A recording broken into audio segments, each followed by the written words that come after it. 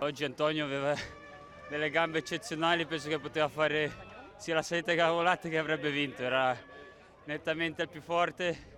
Siamo Poi contenti. non ha tirato un metro. Ma se ti ho portato via io, se c'ero io ero il gruppo.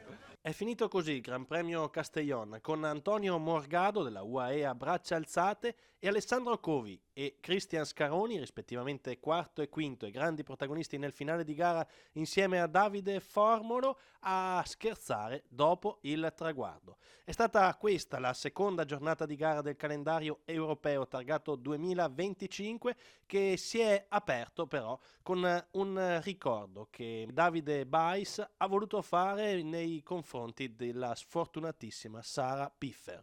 Siamo qua al via di questa bella classica in Spagna, dopo qualche giorno che abbiamo fatto il ritiro ad Oliva con il team. Siamo motivati, siamo qua con una bella squadra e cercheremo anche di far bene. Voglio fare anche un piccolo pensiero a Sarah Piffer, che è una ciclista che dalle mie parti, del Trentino, che ieri è andata a mancare. Voglio dare un abbraccio, un forte calore da parte mia e da parte di tutta la squadra e anche al fratello che era insieme alla sorella allenarsi. E dai, un forte abbraccio da tutta la nostra squadra e da parte mia. Partenza da Castellón, arrivo a Honda, 171 km ondulati, sono stati l'occasione per il debutto anche per due veterani del ciclismo italiano, Davide Formolo e Alessandro De Marchi. Diciamo che quando si attacca l'uomo sulla schiena è sempre un bel test, no? Perciò siamo qua in Spagna con proprio una squadra spagnola, perciò sicuramente le emozioni sono molte. Quali gli obiettivi per quest'anno?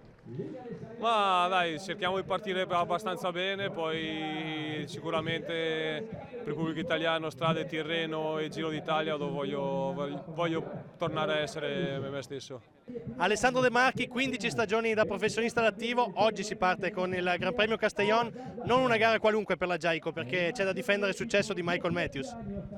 Sì, stagione numero 15, si inizia come ogni altro anno con motivazione, voglia di far bene. Come hai detto, la gara di oggi non è qualunque perché partiamo con il vincitore dell'anno scorso e ovviamente l'obiettivo è di ripeterci e di partire col piede giusto. Una squadra, la Jayco Alula, con tanti giovani italiani all'interno. Che aria si respira?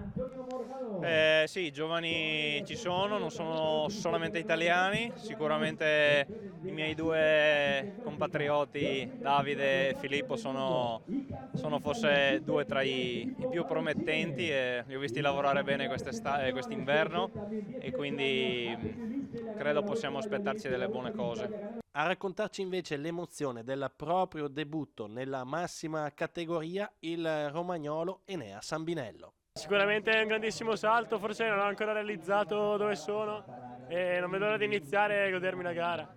Quanta emozione c'è nel vestire questa maglia, la stessa di Pogacar? Sicuramente tantissima, ne parlavo ieri con Macin che corro oggi con corridori che vedevo da quando ero bambino in televisione, quindi una grande emozione. Come sono trascorsi questi mesi di preparazione e come ti sei avvicinato a questo debutto?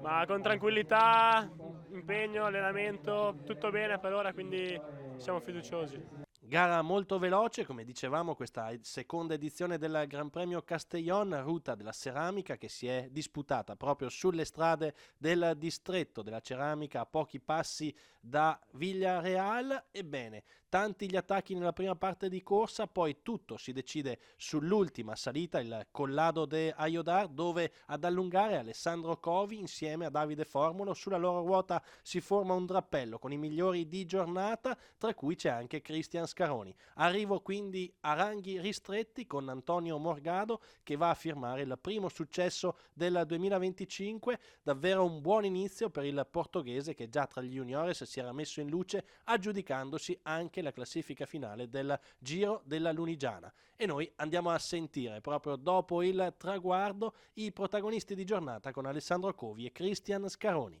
Cristian Scaroni, prima uscita stagionale ma la gamba è già brillante. Brillante, mi è mancato un po' sulla volata finale, ho dovuto chiudere il buco su Morgado all'ultimo chilometro, poi ha fatto un numero mostruoso, ha preso la volata di testa e l'ha tenuta fino in cima. Io più volte ho provato in salita a sganciarmi seguendo tutti gli attacchi della UAE è arrivato questo piazzamento, dai, per il morale, per il futuro va bene così. UAE in festa e davvero Covi, fortissimo in salita, poi Morgado ha finalizzato al meglio. Sì, la tattica era questa, me e Jan Christen sulla salita, provare qualcosa e poi Morgado per la volata. Oggi Antonio aveva delle gambe eccezionali, penso che poteva fare sia la salita che la volata che avrebbe vinto, era nettamente il più forte. Siamo Poi contenti. non ha tirato un metro. Ma se ti ho portato via io, se c'ero io ero in gruppo e niente, poi abbiamo vinto, quindi benissimo. Seconda vittoria oggi in Australia adesso, quindi si inizia bene. Anche la tua condizione è già ottima. Sì, non ho avuto problemi quest'inverno, ho passato un bel inverno, era un po' che non avevo una continuità così di allenamenti, quindi sono sulla strada giusta per entrare in condizione, dai.